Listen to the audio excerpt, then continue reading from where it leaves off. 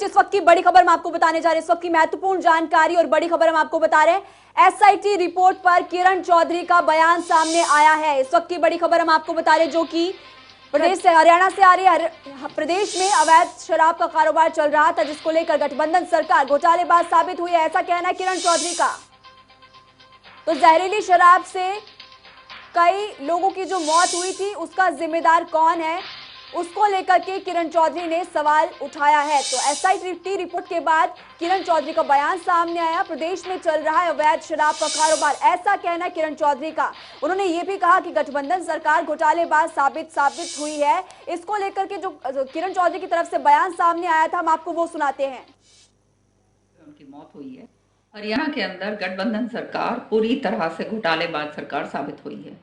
जहरीली शराब के मामले में जो एसआईटी गठित हुई थी, उसने अपनी रिपोर्ट सौंप दी है और उसमें स्पष्ट ये कहा गया है कि अवैध रूप का जो धंधा है शराब का, वो जोर शोर से जो है चल रहा है और उसके ऊपर कोई अंकुश नहीं लगाया जा रहा।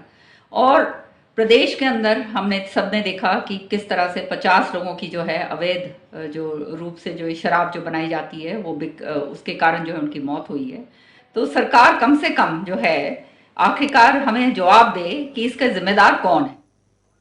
इस खबर पर हमारे साथ ज्यादा जानकारी के लिए हमारे संवाददाता चंडीगढ़ से पवन सिवर जुड़ चुके हैं। पवन, इस पूरे मामले को लेकर के अभी थोड़ी देर पहले भी हम लोग चर्चा कर रहे थे, ऐसे में अब किरण चौधरी का भी बयान सामने आ चुका है, यानी कि साफ तौर पर बयानबाजियों का दौर एक बार फिर से शुरू हो चुका है।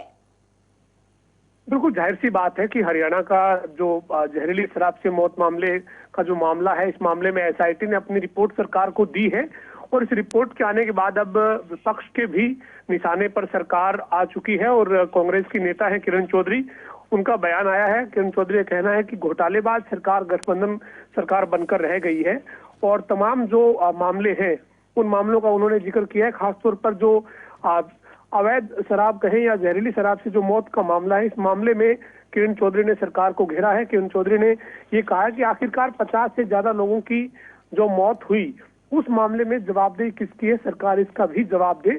तो ये पूरे तौर पर अब सरकार के ऊपर जो है वो विपक्ष की तरफ से भी हमले इस मामले में हो रहे हैं। जी पवन सिवर, जिस तरह से अभी किरण चौधरी का ये बयान सामने आया, उसको सुनकर साफ तौर पर एक अनुमान लगाया जा सकता है कि अब सरकार की कहीं ना कहीं मुश्किलें बढ़ चुकी है, क्योंकि पहले भी बयानबाजियों का दौर दोनों पक्षों में देखा गया था। जिस तरह से कहा जा रहा था कि दुष्यंत चौटाला की तरफ से और अनिल विज के बीच भी थोड़ा बहुत बयान क्लैश देखा गया था। ऐसे में किरण चौधरी का भी बयान सामने आना और बाकी विपक्ष के दल भी इसमें कूद सकते हैं इस पूरे मामले को लेकर, तो सरकार की चिंता एक बार फिर से बढ़ सकती है। कुछ जाहिर सी बात है कि जब विपक्ष सरकार को इस मुद्दे पर घेरेगा तो सरकार को इस पूरे मामले में जवाब जो है वो देना होगा। और खासतौर पर 10 तारीख को हरियाणा कैबिनेट की बैठक बुलाई गई है और जल्द ही हरियाणा विधानसभा का जो बजट सत्र है वो फरवरी के आखिरी हफ्ते में शुरू होने की संभावनाएं हैं और हरियाणा का जो आगामी बजट सत्र होगा उसमें भी विपक्ष जो है वो इस तमाम मुद्दों के ऊपर सरकार को जरूर घेरता हुआ नजर आएगा। और ये बात किरण चौधरी ने कही भी है अपने बयान में कि चाहे किसानों का मुद्दा हो या फिर जो ये घोटालों के मुद्दे हैं, इन तमाम मुद्दों के ऊपर जो है वो बजट की सदन की जो कार्रवाई जब शुरू होगी तो उसमें सरकार से जवाब उसके लिए लिया जाएगा। तो पूरा एक तरह से विपक्ष जो है वो हमलावर सरकार के ऊपर नजर आ रहा है और जहरीली शराब से मौत मामले में जो एसआईटी की रिपोर्ट सरकार को मिली है, इस रिपोर्ट के आने के बाद अब इस मामले में भी सरकार जो है वो विपक्ष के निशाने पर आ गई है। पवन, अहम सवाल एक ये भी है कि जिस तरह से गृह मंत्री ने इसको लेकर कुछ, चलिए बहुत बहुत शुक्रिया पवन आपका इस तमाम जानकारी के लिए। तो इस वक्त की बड़ी खबर हमने आपको बताई, जो कि हरियाणा से आ रही थी, जहां पर किरण चौधरी ने इस पूरे मामले को लेकर एक बार बयानबाजी फिर से शुरू कर दी और कहा है कि इस पूरे मामले में जिम्मेदार कौन है और सवाल उठाए है सरकार पर।